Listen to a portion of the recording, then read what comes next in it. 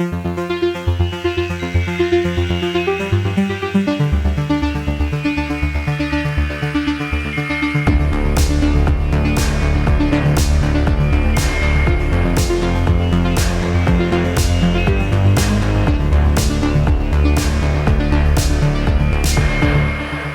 everybody, and welcome back to another episode of Every Horror Movie on Netflix, the podcast where we discuss, review, and watch.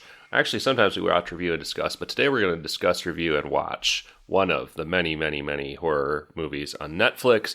I'm Patrick, and I'm back, as always, with my friends Chris. Hi. And Steven. Hello. Hello. What a great warm welcome from you, Steven. Said that like Robin Williams in Good Morning Vietnam. Good morning, EHMON. Woke me up. Scared me and woke me up. It's November. We're coming into November, fully rejuvenated and spooked up from the Halloween season. What have y'all been watching, reading, enjoying in the horror world since last we met?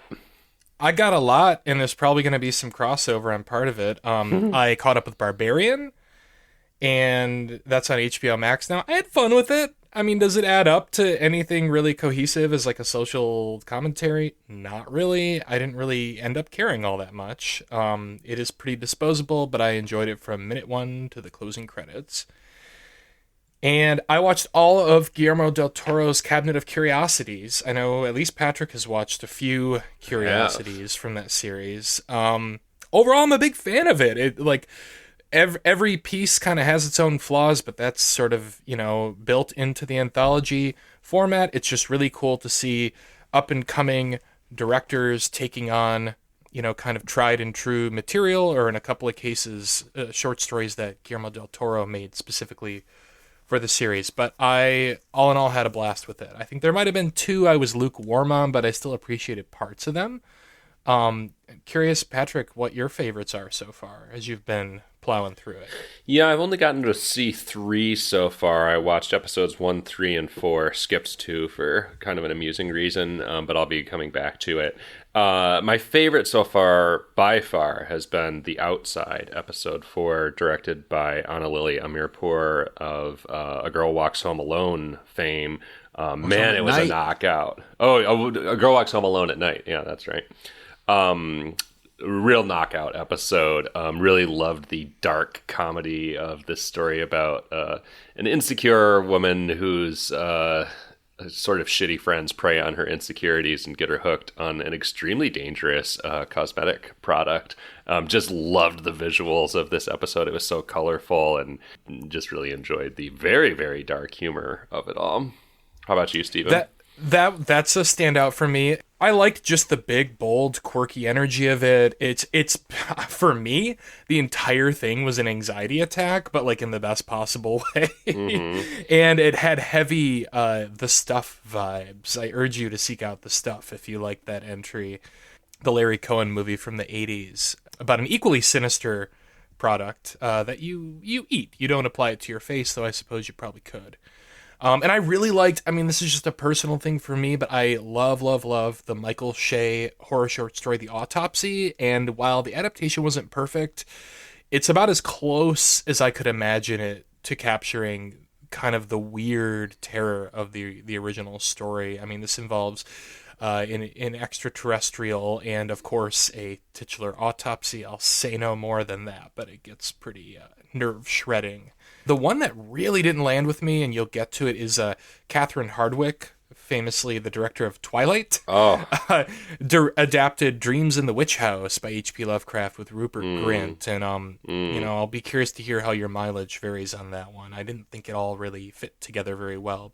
But otherwise, there's just a lot of awesome craft and invention on display. It's kind of like a modern update of the Mick Garris's Masters of Horror series, and I hope this thing continues. Yeah. And especially to be a vessel for young filmmakers who maybe only have a couple of shorts or a feature under their belt.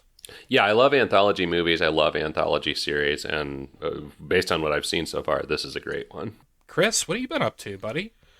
Well, I haven't been consuming that much horror media. I'm kind of taking a break now that I'm not obligated to consume horror media because it's no longer October. Oh, I told you the spooky season lasts until Christmas. Oh, wow, damn Back it. on it. All right, I'll get back into it. But let me talk about a Halloween party I went to right on the Saturday before Halloween. I was very excited about this, and I saw one of the best things I've ever seen in my life. I invited myself. Long story short, I barely knew the hosts of the party. I invited myself to their party, basically, like in last January.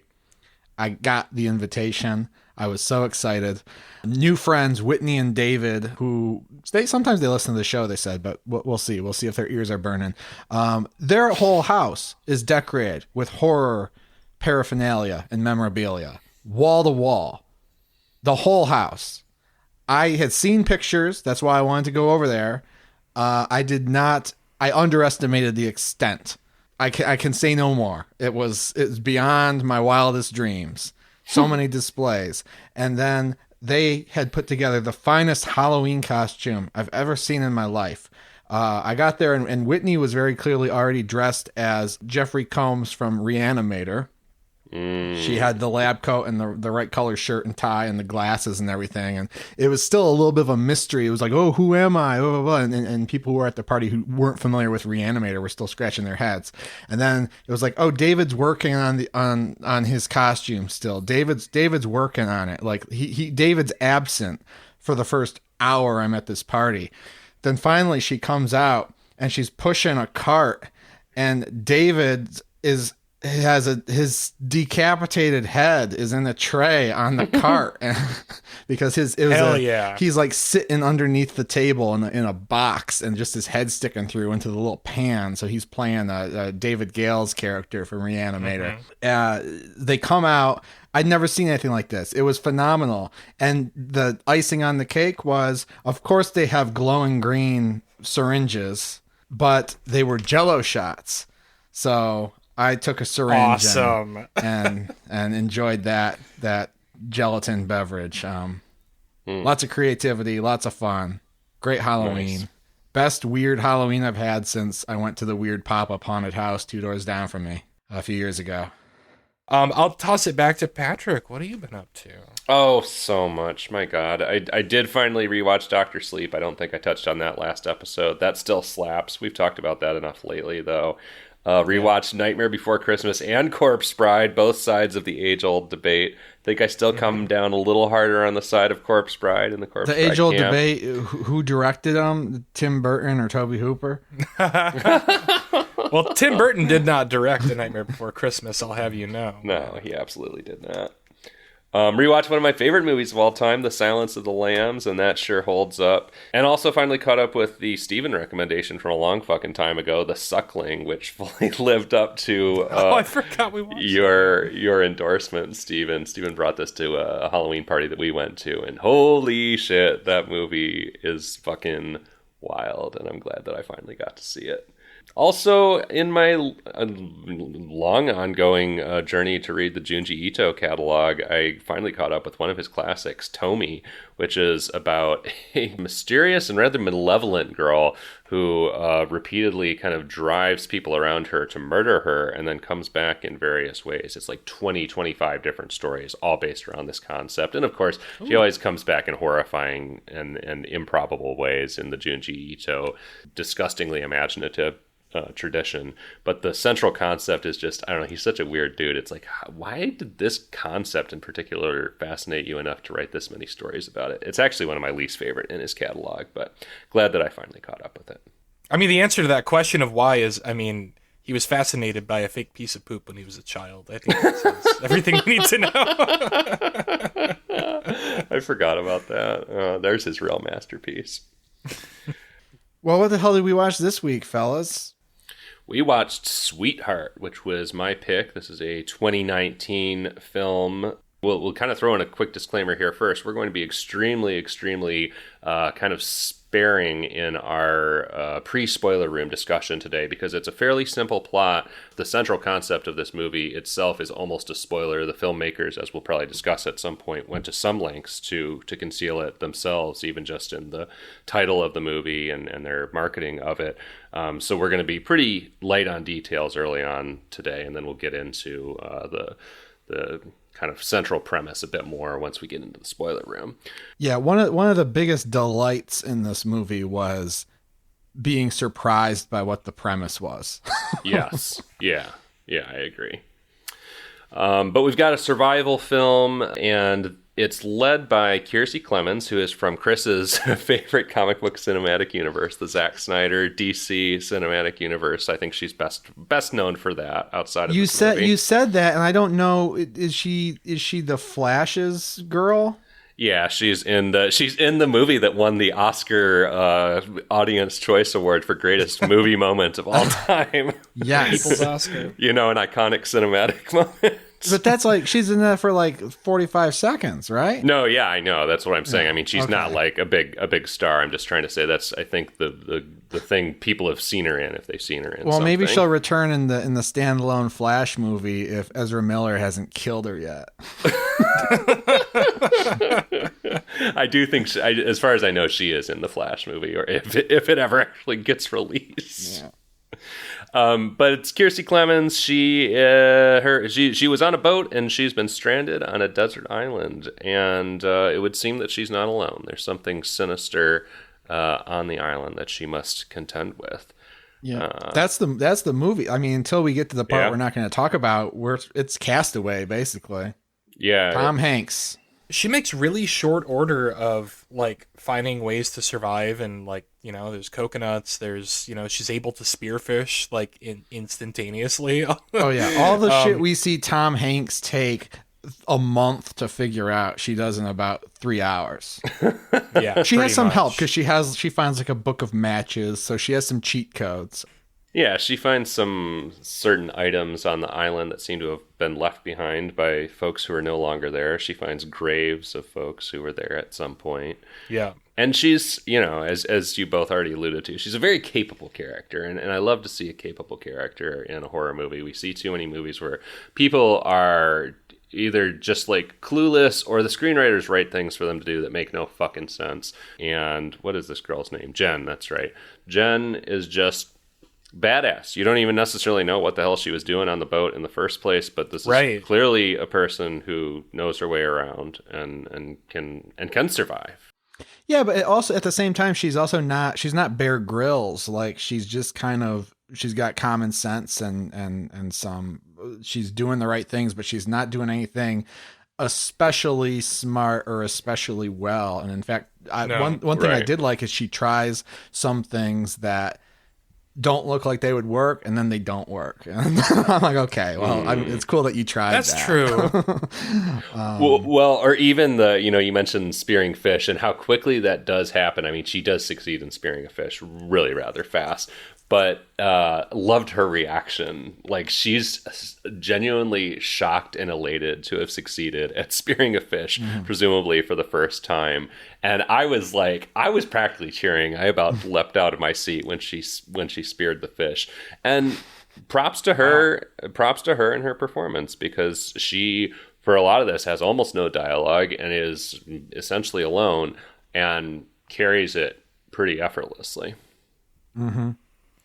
You kind of look nice, you know, to be trapped on that island. It's a pleasant milieu for sure. Really beautiful footage. I found her effortless is one word for her performance, and I'm not blaming her necessarily because I haven't seen her in anything else, but like, she's not given a lot. I mean, especially because we're going to reveal some stuff later. Like, we don't really know anything about this person other than the fact that like we're seeing her find ways to survive. So I don't know. I didn't really connect with her in the first part of this movie. There was nothing to hang on to, and I felt like, I don't know, there were times where it felt like she was even maybe a little bit skittish or uncomfortable in the performance because there's not a lot beneath the surface to work with.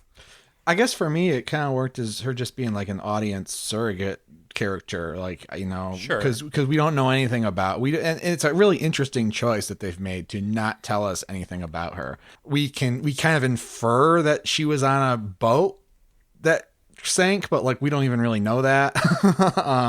We don't know where she's come from, what happened, who she was with, who she is in her normal life. We don't know any of that. Some of it gets revealed much later on, but yeah, you just kind of have this character and it's like project what you want. So I don't know, I guess I projected myself and I was like, okay, I'm on the island now. Oh shit. Look at all these graves.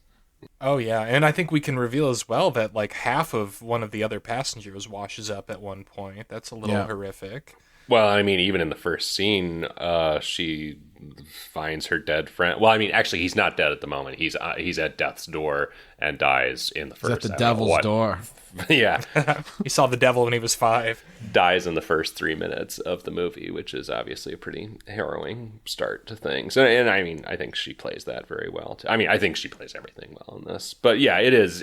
I don't want to say thinly drawn character because I feel like a decent amount of thought went into creating that character behind the scenes, but we're not directly told a lot about that character. And actually that's another thing that I think I'll talk more about, at least in the spoiler room, is this movie doesn't lay anything on too thick. It's also kind of trying to do some political things that it's fairly quiet about. It's not really leading you by the nose to anything, and I appreciate that. I am excited to have that conversation. We'll talk more about that. But yeah, but you know, in terms of just I don't know, survival stories, they're always, it's hard to lose my attention in a well plotted desert island survival story. Sure. I thought this was super entertaining and, you know, well done for the most part. Mm-hmm. Very watchable. This is like a very me thing, I guess, but I kept thinking like there's a lot of like scenes of her having to find places to get cozy and warm at night, and there's lots of like ASMR with like the rain and the waves, and like sometimes when I have trouble sleeping, I imagine that I'm like on an island and I gotta like make my bed, you know, like dig a hole and like I don't know, something about this is really. Do you really? Yeah. Yeah. And there's a lot of that. The one that really got me though was when she goes to sleep inside of a tree trunk. Oh yeah. Nothing horrific ends up happening, but I'm just like, nope, we don't know what's living in there. We're already hearing weird noises in the jungle. Yeah. It looks like Spider City. That's not my happy place. But good for her for sticking it out and getting some good rest in there. Oh, it is a beautiful setting, and it almost has a bit of that Midsommar vibe, because not that this takes place exclusively in daylight at all, but you know, there's certainly some upsetting stuff that happens at daylight, and maybe, I don't know, I would say probably the majority of the movie does take place during daylight. So I enjoyed that kind of the juxtaposition of this, you know, rather idyllic tropical setting with the situation of great fear and despair. I mean, the cool thing is, and the thing that kind of keeps you going is every time she discovers something that's like, oh, here's a new tool for her. How's she going to use this? And that happens a lot as she explores more of the island and finds things that other people who were there left behind, or as like random, you know, the plot will be lagging a little bit and then something will wash up and it's like, oh, great. Like, I am so excited. Something just washed up. Like, there's almost video game energy to it, you know, press X to pick up the flare gun. Yeah, that sort of like incremental progression sort of thing, getting new abilities, and it's like, oh, here's a new corpse just washed up. Oh, I wonder what's in his pockets. What's in his pockets? Yeah, you can get a lot of mileage out of that stuff. And I dare say, I don't know, it's been a long time since I watched Castaway, but I feel like this is a little bit more watchable than Castaway. Maybe I'm totally off base with that. I haven't seen Castaway in so long. Obviously, I thought of that too, like during this whole movie. I haven't seen it since it came out, but I remember it being pretty treacly in places and like overly sentimental, maybe. Yeah, like I remember he like struggles with his toothache for a good half hour of that movie. That's compelling cinema, Chris. Yeah. And also, you know what? I like that she has matches because I don't need to see people making fire with sticks anymore in a movie. It's boring. I'm like, okay, if that's your solution to how they make fire, that's fine. I don't need to see so it. Neanderthal. I don't want to see him try. I never believe it when it works. I'm like, I don't think that would actually work if I tried it. So I'm glad that they just give her matches. And much like a video game, they give her a limited amount of matches. So it's like, okay, you have fire, but it's not the be-all, end-all here. Got to manage your inventory. Yeah, got to save your ammo. All right, well, I feel like I've already reached the point where I'm reaching to talk about this without talking about what it's fucking about, which you learned very soon, but we all agreed it's kind of important, I think, to preserve that mystery for those who might want to watch this. I'll go first. I will give it a Q-it. It is, like I said, pretty watchable, pretty fun, also kind of slight in my view. The themes and the politics that you alluded to never really came into focus for me. The conflicts, the resolution kind of left me wanting. It makes a weird choice to kind of completely ignore this character and her life and then try to get you to kind of care about it like 3/4 of the way through the movie. That I didn't really work for me. There's nothing wrong with this movie. It just wasn't a whole lot that I hadn't seen before. I feel like I've seen better stranded on a beach movies. None of them come to mind, but I feel like they're out there. And I also feel like there's better movies in the genre that this also eventually turns into. This movie kind of reminded me a lot of Hush, actually. Huh. I could see that. And something else that I forgot. But yeah, I'll say cue it. You could do better. You could certainly do worse. So, Chris, would you like to see Zack Snyder's Sweetheart, where there's an extended sequence where the Flash shows up to help her halfway through? Maybe, but so much of this movie is very dark as is, and there's a lot of, I don't need any of the action that happened in this movie to be speed ramped or slowed down any more than it is. So, okay, all right, good to know. I'll give this a view. It's a short runtime and it flies by even for being 82 minutes. I found it perfectly entertaining and I liked the simplicity of it and sort of the spareness of it. I thought it worked quite well. How about you, Steven? I'm really struggling with this one, guys, because yeah, it's short and sweet. Heart. I can think I'll give it a Q if only because I can think of a couple of people in my personal life who would actually probably really enjoy this. I'd have to warn them about the effects and things going in, like don't expect too much, but like I can see a couple of people having fun with it. For me, it's very thin.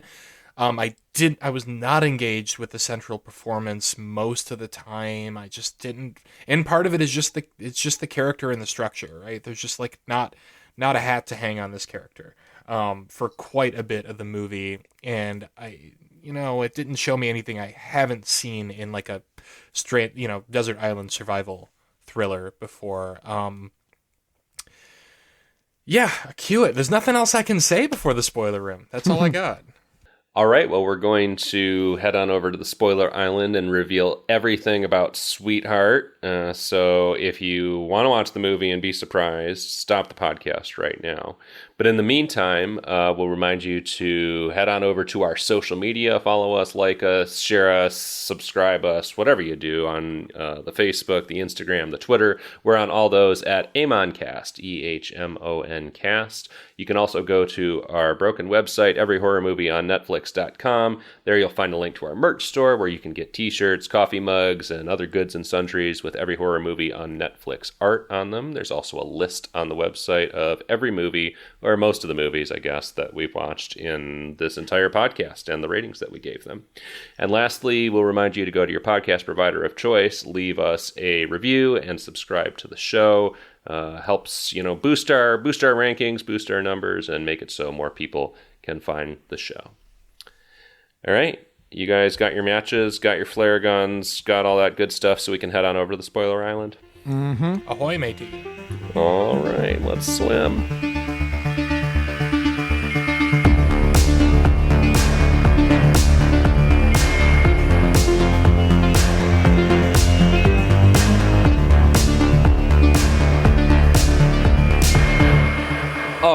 we have washed ashore on the spoiler island, and we are here to discuss all the secrets of Sweetheart. So let's just cut right to the chase, which again is revealed, I think, in the first 15 minutes, but is a big deal, and the filmmakers tried to conceal it. There's a fucking sea monster. There's a monster. Monster.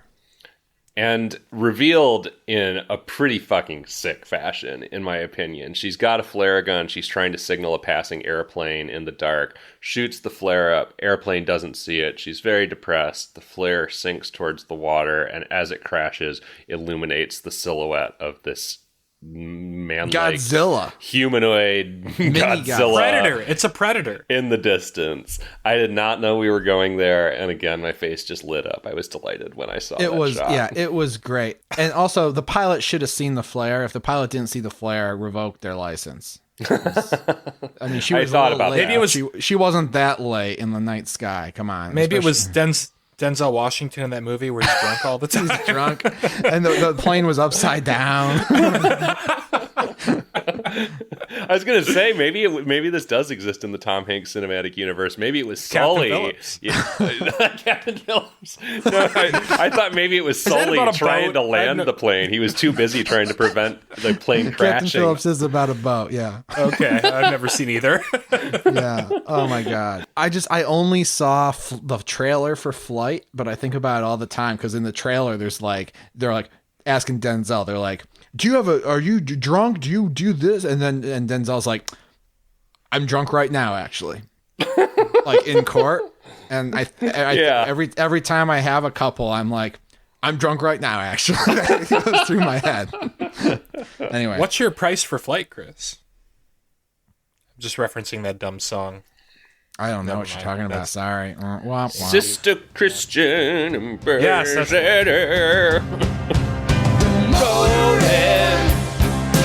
What's your price for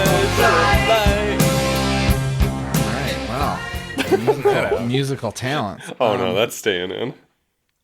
Of course. This is a karaoke podcast now. So this is a surprise to see the monster, but they set it up. One of my other favorite moment of the movie. I mean, Steven knows I like this shit. She's swimming and she's looking for like luggage that sank, and she dips underwater and looks down at the seafloor and just sees a giant maw swirling in the seafloor. I like that. That was creepy. Yeah, that's creepy. And sea fever. That's why I mentioned it, because sea fever. Oh, I know. You like a maw. I like a gaping, dripping maw. Underwater maw. Absolutely. Very scary. And then you see the, but I'm like, I don't know what's going on. I'm still not thinking sea monster, much less bipedal walks around at night sea monster. I mean, not to make another like connection to a different iteration of the Flash, but this thing looks like fucking King Shark. If anybody's seen the CW Flash, I mean, or like seen the character King Shark from the comics, or King Shark was in the Suicide Squad. Yeah, right. Yeah. And he's a big King Shark. I'm cool. But no, the creature reminded me a lot of King Shark. And you know what? Love a sea monster that walks like a man but has the skin and head and facial features of fish. It's ridiculous, but I love it. It kind of, so I think what they were going for here and what the monster reminded me of was Cloverfield. What? Well, yeah. All right. Obviously, Cloverfield monster's much bigger. I don't. Also, not bipedal. It's not. No. I don't remember fucking quite show what the it to Cloverfield you. I don't know what monster it looks like. I don't think it They looks like show it this. to you in full color, babe. All right. Fine. Retract that HD. statement. But my point was, it lives in the water, but it comes out on the land. And also the title of the movie being like the non sequitur, like, oh, this movie's called Sweetheart. We're not going to call it King Shark. Wait, yeah, you're fucked up. I'm looking up the Cloverfield monster now, and it does not look anything. All right, like fuck this me, creature. right? I didn't play the augmented reality game to find the picture of the Cloverfield monster in 2007. When the point is, you don't know what it looks like, except maybe till the very end of the movie. No, you see it in action. It comes out of the sea and it walks around. That's all I'm getting at. Mostly, I'm making a point about the title of the movie. By that But it logic, looks like then it's every fucking sea monster that's ever been in a movie. It's Oh a my dead God. ringer for the host, you guys. Oh man, I don't remember what I that one looks didn't like. like that movie. I should watch it again now that I'm more emotionally intelligent and see if it does anything different for me. I'd watch it with you. I love that movie. Better really didn't movie like about it a sea when I saw it. monster, it turns out. Sure. Yeah. So that's what I was getting at before. Like there are better creature features out there, and this movie turns out to be a creature feature. Very good reveal. I'm not sure there's a better reveal of a creature in all of cinema. It's a cool reveal on you. I felt the terror of existing on the island with this thing, and she's got to she's trying to distract it from killing her, but she's got to sleep too. So there's a lot of she makes her own hammock at one point, which I thought was kind of cool. Which just another sleep one of her at day, ingenious- sleep by day, right?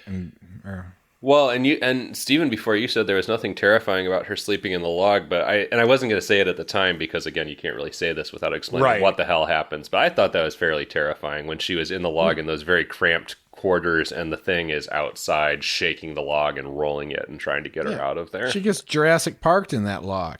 She gets backcountryed in that log. Yeah, she gets Cloverfielded in that. She gets Cloverfield. She gets hosted in that log. She gets Jurassic That's a Worlded. different thing. That's a different podcast. But anyway, our writer director J.D. Dillard, apparently that image of the flare gun and the monster was like the seminal image for this movie. He was like looking at the water and he's like, damn, wouldn't it be scary if I saw something just stand out of the water in the moonlight? And I'll be damned. I love that. That's like a Stephen King impulse. Like, that's Yeah. kind of cool, right? Oh, yeah. I just wish they'd had a better budget for the monster. It looks He's pretty got good ridiculous at instincts times. because it's creepy. And the monster's actually a guy wearing a suit for much of the movie, which it looks like it's full CGI, but it's not. This is a low budget movie. I don't think they were working with a lot here, and I think they do a pretty admirable job of using what they have in a fairly sparing way where a lot of the time I'm like, I want to see more of the monster, but it's one of those situations where you probably also don't actually want to because it's probably not going to look great. And I think they made judicious use of what they had to work with on that. I think we see more than enough. There's a scene, Chris, I was thinking of you. There's a scene in a raft where the monster's head pokes up through the bottom of the raft, and it's just like a cheap-ass looking Halloween mask just squirming around That and was looking fun. left to right with its mouth open up and down. I thought it was hilarious. It was like a full moon features type gag. All right, so this is I'm gonna talk about this when we get into our thematic discussion of the film, which I don't know if we're ready for that yet. But did any of you feel bad for this monster? No, but I felt bad. a Not curiosity about it. Not even in this scene where he's poking his little fish head into the raft. Did you wish this had actually been a farm raised monster, Chris? Well, no, along those lines though. We'll talk about it later. Like, why can't things just exist? Why can't this thing just exist? The scene where he's got the fish head coming into the raft and they shoot it with the flare gun and it's going like, ah! I was screaming so loud. Oh my god, I love that. Because here's the thing, and there's even because some other characters show up eventually, and our hero's trying to explain what it is, and she's like, she clarifies it's not an animal, it's a monster. But I'm like, it isn't. I mean, it's an animal. I guess it's a pretty remarkable specimen of something that the world has never seen, and it's just trying to live in its little maw and like feed on fish, much like you are. I don't know. Maybe I'm just too soft about animals in the natural world here. But is there a version of this movie that could work if she just tries to let it be and survive? Yeah, communicate, or like she had a good thing going where she starts to bait it and like leave like corpses out for it, and it eats it and goes back into the water, and she gets through the night that way. Mm-hmm. She could have just kept doing that, and then we could have had the conflict with the people who eventually show up on the island. And they're like, maybe they're the ones who are like, fucking kill it. Yeah. She's like, no, I'm out of here. It's gonna eat you, and I'm gone. Yes. That would have been so much more interesting. Better movie. We fixed it. We did it. Instead, they don't believe it exists, so they Patrick's die here anyway. just not shaking his head like, what the fuck are you guys talking about? This is a fucking monster. I did not think once about this creature's well-being. I was not concerned about it at all. It wasn't like inherently malevolent, though. I mean, it just is, right? It just exists. It's a and predator. She shows up there. It's like the It's not like the backcountry bear. Joker. I mean, it's like every fucking creature in every creature feature ever made. I mean, I guess you can argue, should we really have this fear of predators in the natural world? Of course we all do, and so people make movies about that, whether they're ludicrous ones that don't actually exist or ones that do exist. That's the other movie that this reminded me of that I couldn't think of a moment ago. The Gray. This reminded me of Hush and The Gray. Oh, I see that. But yeah, and also the other thing is, like, unlike, say, Cloverfield or The Gray. No, wait. No, it is like The Gray in this respect. Unlike, say, Cloverfield, she has gone to this thing's home, like, thousands of miles away from anything, you know? Like, this isn't an aggressor. This thing's just, like, hunting and fishing on his island. Let it be. Did you feel bad for the wolves in The Gray? Oh no, because well, first of all, the wolves don't get rarely hurt in The Gray. I don't know. They do get directly punched in the face by Liam Neeson though. Yeah, I don't know if Which any wolves frankly even is die just in an The honor. Gray. Do any wolves die in The Gray? There's a trivia question for you. I don't think so. I've seen It's a good thing we're not at trivia night. I mean, they're definitely he kills a wolf at the end. Isn't that like the end of the movie? Is him like over a wolf corpse? In the post-credit scene, you see he killed a wolf, but you don't see him kill a wolf in the end of the movie. Yeah, I don't know, but yeah, I think The Gray is I have a kooky thematic analysis of The Gray. I think it's a conservationist movie, and I also think this is a conservationist movie, even though it doesn't think it is. We'll talk about that more. Can't wait. Okay. I feel like we're saving the themes for the real coup de grace here, but what else happens? I mean, her boyfriend shows up with some other. Yeah, her douchebag person. boyfriend shows up, and he's been on. They're both evil and awful. Yeah, he and this other friend have been on a raft surviving, and that washes ashore, and they immediately distrust her. They're like, "There's not a monster. You're crazy." That shit is annoying to me. Like that. Like I was kind of excited about what's going to happen when people finally show up on the island, but then we have to do the whole like, oh, they don't believe her, and like that's just exhausting. Like just believe her. Like she's been here for some time, right? And they gotta backfill the reasons why they don't believe her, because it seems like they should believe her, and then they're like, this is like that one thing you said about getting mugged, isn't it? And so like, oh, okay. Right. I guess our hero's a pathological liar, but I'm finding this out an hour and a half into the movie. And there's so little about that too, though, where it's like, okay, well, clearly like that's going to play into the themes and like we're finally getting some meat here to chew on, but we're also not really given enough for me to understand what this character is like back home entirely. Mm-hmm. I was frustrated by that. So I read some stuff from I think the director and from the star that suggested that like one of the themes in this movie is about female empowerment, and specifically black female empowerment, and one of the things going against that is, you know, people not believing you, people not taking you seriously, that sort of thing. So they're trying to, I think, reflect that. That's real. I feel so like shoehorned into like the last 20 minutes of this movie where I've already, I don't know. It's a weird one.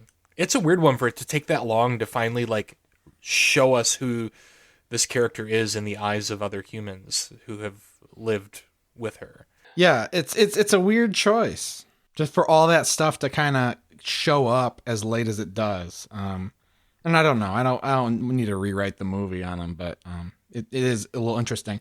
Well, but I mean, I think it works for that to turn up when it does, because I mean, again, when you get down to the actual message of the movie, it's a fairly unsubtle message presented in a rather subtle way. Not subtle, but maybe a very lightly drawn kind of way. But I mean, the monster is Trump. Like they're like he's said things where it's pretty fucking clear that, you know, I mean, this is a quote from the director, from Wikipedia. At the time, we were really reacting to the 2016 election and the fear of this monster, which Wikipedia helpfully puts in brackets, Donald Trump, being in office. We wanted the creature to be this big, white, translucent figure because normally scary things are dark. We wanted to do the complete opposite of that.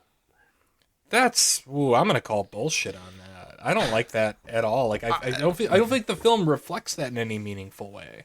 And if it does, like, what a silly way to deal with what a silly way to deal with the problem, like a B monster movie. I mean, yes, it's been done a billion times, but it felt like it had a sense of importance about it that wasn't earned. I like it because, especially in this era of, quote unquote social horror and everybody doing a terrible, inept job of trying to be Jordan Peele, and which results in these movies where you're just fucking hammered over the head with whatever limp political point they're attempting to make. I kind of much prefer this where there was some political intent behind it, but you feel the characters struggle just on a little bit more of a personal level instead of somebody leading you by the nose to the, again, yes, unsubtle point that the monster is Trump. Because, I mean, when you break it down into those terms, it is fucking silly. But I like that they had that intent, but it's not super in the text of the movie. You experience it on an emotional level instead of, like, it being over and being like, oh, yes, the monster was Trump, I thought the boyfriend was Trump, but, like, the monster is Trump. I don't buy that at all. And that's the thing, because your boyfriend voted for Trump is probably what the movie's saying. Hey, maybe, and I'm all about, Joe Dante's kind of evergreen quote about how a monster is a metaphor. Love that. I love so many of the, like, even the Roger Corman B movies and stuff that was, like, lower budget than that was still, like, trying to be trashy entertainment, but also, like, inject some, a conversation starter into it. This just felt like it was, I don't know, just woefully misguided in some way, if that was really their point. That makes me like the movie even less, it turns out. Yeah, I really don't accept the monster as a metaphor for Trump. Even with that in my mind, it's hard for me to see it. That said, this is a black writer, black director, black star. They might have some frequencies they're working on that I'm not receiving appropriately. Sure. But I can see how maybe Trump's the inspiration behind some of it, but not really. There's a difference for me between saying, okay, like, this is sort of like what's happening with Trump, and then saying this is an allegorical story about Trump. If the inspiration comes from Trump, I can accept that, but I don't think it's enough in the text where you can watch this movie and say, oh, the monster's Trump. He's got 3 little psychopath, smaller monsters following in his footsteps. See, okay, this is like he's got Baron monster. No, I mean you're right. I'm reading the Wikipedia quote and also Wikipedia's parenthesization of the quote a little too literally. Probably, I think you're probably right. Like, they're not trying to say the monster is actually Trump, but more than that. But that situation inspired it. Yeah, sure. Or you're making a movie about a monster and you're making it in the wake of Donald Trump being elected president. And it's like, well, like, yeah, what are some ways this story echoes what's going on? Like, oh shit, like, why isn't anyone listening to me when I'm like, hey, this shit is out there and it's a problem and you should take it seriously because it's going to kill all of us. Well, yeah, and I was going to say before, kind of you guys were complaining about the other characters who disbelieve her showing up a bit late in the proceedings, but that kind of works for me because you've already been seeing her deal with this threat for some time at that point. You're very invested in it. You know how real it is and how much strife she's gone through as a result of all this. And then to have somebody show up at that late point, and to me, it helps reinforce and helps the audience feel that sense of frustration of like, what the fuck? We've been dealing with this for the past 45 minutes. Like, yes, it's a real threat. I guess it helped me connect to her emotional response more, actually, to have the disbelievers come in that late in the proceedings. It's like you see your uncle at Christmas and he's like, Obama did all the same stuff. Oh, God, yeah. Yep, that hits home. But yeah, we also haven't mentioned that the title of the movie comes from what her condescending boyfriend calls her multiple times. Yeah. He's like, "Sweetheart, it's going to be okay," whatever.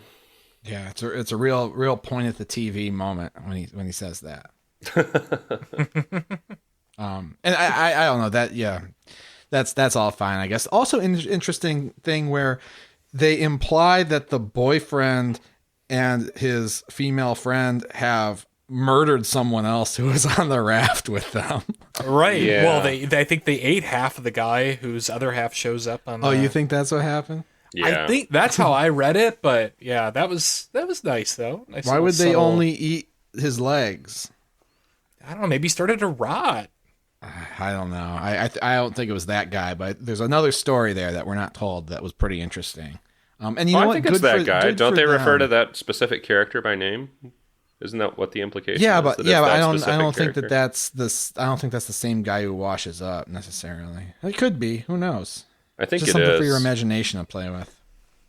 Yeah, I think it is, at No. least according to the plot summary on Wikipedia, which has never been known to be wrong. Which also, I think the Wikipedia, maybe I misread it, but I mean, there's some stuff in there that's not quite right. So, surprise, surprise. But that's the way I read it. Either way, they probably did some bad shit because they're bad people. Yeah. I like a Wikipedia article that's clearly been written by the filmmakers. And it's like when you're a detective and it's like this piece of evidence is known only to the killer because they put something in the synopsis that a viewer wouldn't have reason to know. Anyway, that's not this movie, but I also want to rewind for a second to, we were talking a bit about the, kind of thinly sketched history that we learn about this character and, this question of whether she has lied in the past or is a pathological liar, which is really only kind of referred to through this one line that Chris mentioned about, the boyfriend saying, what we remember what you said about when you said you'd been mugged or whatever. Right. Which also seems relevant within the context of black filmmakers and what they're trying to say about being a black woman. And I feel like the mugging thing in particular is not a coincidence. I think there's some kind of implied racism there on the boyfriend's part where it's like, you couldn't have been mugged. Like mugging is a thing that happens to white people almost seems to be the implication there. So I don't know. Sure. I was questioning whether we really were to assume that she was had some kind of issue with lying or fabricating things in real life. And I don't know, from the evidence that is in the movie, I kind of doubted it. That didn't seem likely to me. yeah. I agree. did too, but there's just so little there. It's like we're finally about to tear into the meat of this thing, and we're just given a few lines to ponder. And I still didn't leave with a fully formed picture of who this woman really is. Right. Yeah, I don't know whether or not she's a pathological liar. I'm inclined to believe, just based on how unreasonable those two characters are, that they probably are accusing her of something else that she didn't do. But yeah. I know her boyfriend's an asshole, and they're probably very racist. I know that much, but I kind of wish that there had just been a little bit more detail there, and maybe even a little bit more earlier on. Not that I'm asking for a flashback or anything. I don't know how they would have handled it, but I just needed something to. You could have had the guy who washes up with her stay alive a little longer, and they have some chats before he succumbs to the wound. I don't know. Sure. Who knows? That's yeah. It's outside of our pay grade. Anyway, but the boyfriend and the other woman who show up in the raft, were using present tense adjectives, but they die. The wife is like, our hero says we gotta leave tonight because this thing mostly comes at night mostly, and so we got to get in this raft and get the fuck out of here. And they're like, are you crazy? We've been on a raft for a week. We are so happy to have land under our feet, which very relatable. I was actually thinking, what would I do in that situation? I would not get back on the raft. Hell no. What if somebody told you there was a monster on the island? I'd probably say what they said. I'd say, listen, monster or not, I can't go back on that raft. I need to sleep on a fucking beach for a night at least. Anyway, she tries to steal the raft and they stop her and they tie her up. And then the lady goes for a walk down the beach to, because she has to. And she gets killed by the monster. And then the following morning, boyfriend and sweetheart try to leave on the raft and the monster predictably shreds the bottom of the raft. Her name is Jen. Right. Thanks, sweetheart. Shreds the bottom of the raft, kills the boyfriend, drags him down to the maw, and it's just our hero left over. And our hero decides there's only one thing left to do. She has to stand and bang. She gets all her little stand and bang. What's you gotta that? You gotta watch more UFC. Oh. Do we really? Yeah, I think I'm okay. She gets all the little like sharp bone shards and things she can find, and she creates an octagon inside the jungle. Okay, now that I got. And so she's ready to fight. Something else that happens sort of that we haven't talked about. I really liked this for some reason. When she finds the personal effects, it's very sad when she finds the personal effects of all the people who've been on this island before and the families who've been on this island, and they all died, and it really just leaves it up to your imagination to think about what happened to them. That was unsettling for me. Also, I liked how she finds a diary specifically from one of the people who used to be on this island. And we're like, all right, lore dump, what's going on? She opens the diary and there's a shit ton of writing in it, but it's all washed out and illegible. And that was depressing too. I was like, man, I feel like that's saying something about the journey we're all on in life. Like, you think you're doing something, you're just, in the end, you're just a smear. You're just a smear on am I Trump's the ass. only person who thought that was poignant? It did not hit me that way. Didn't register to me, but I like your read. Yeah, I thought that was really sad. Like, someone wrote all this expecting someone to read it, and now the perfect person to read it is here, but it's just been lost to time. Gonna be like this podcast. Yeah, exactly. As soon as we stop paying the server fee for this thing, it's all going to be blotted out. So our hero, before she builds this ring and she gets her sharp shit, and she writes a little letter, very much like Hush. This is one of the reasons it reminded me of Hush, because she writes a letter in the diary that's like, yeah, so you found my letter, which means my bones are either 6 feet to the left of you or down in the maw in the ocean. There's a monster here. Good luck, etc. And she decides she's going to fight this thing, and she fights this thing, and she fucks it up. I mean, what more can you say? She lights a fire, so the octagon that she builds in the jungle has flaming walls around it, and It's pretty dope. Pretty cool. it's pretty cool. It's kind of a trap. I like it when there's a monster and you gotta make a trap. And she gets the upper hand and she eventually kills it. She stabs it to death on the beach and Cuts its fucking head off like Kathy Griffin. oh shit! Dang. The metaphor is complete. Okay, so what are we watching next time, guys? Oh, well, you joke, but that is the end of the movie. She tears the head off and she walked down the beach with it, and that's the end of the movie. So you might be saying, and this is why I started thinking about the themes. What the it's a desert island survival escape movie, and you don't see her get off the fucking island? Right. What a choice. Why are they doing this? What are they trying to say? If this movie isn't about her getting off the island, what the fuck is it about? It's the setup for the sequel, Sweethearts. That's interesting. I did not think about that at all. In my mind, the conflict had been resolved. In my mind. Yeah. The conflict is about defeating the monster. Yeah. To me. Really? Yeah, not about getting off the island.